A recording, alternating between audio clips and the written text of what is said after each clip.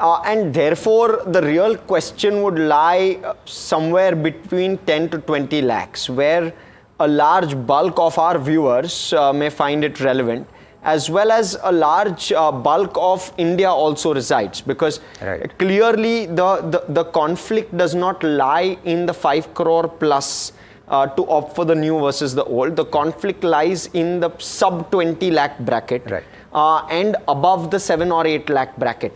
And therefore, if one were to opt for HRA as well as some of the basic deductions, should one opt therefore for the old tax regime? Is that what you're hinting towards? It would also depend on the quantum of the allowances or deductions which you are claiming.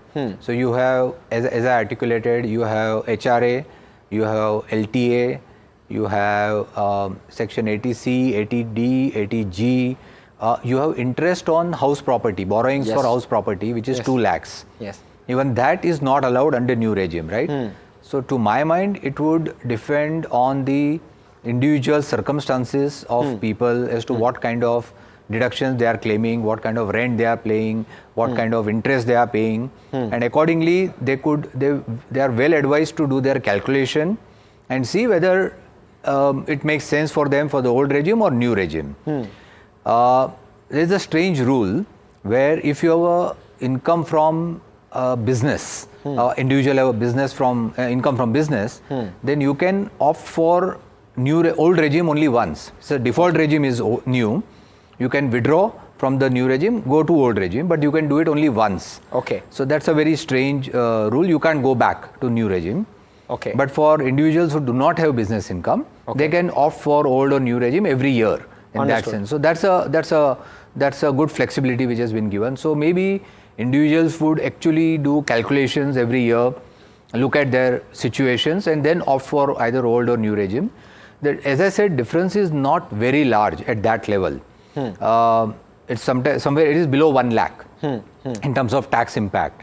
So if your deductions are more than 2 odd lakhs or 3 lakhs odd, then I'm sure it will make sense for you to go for old regime.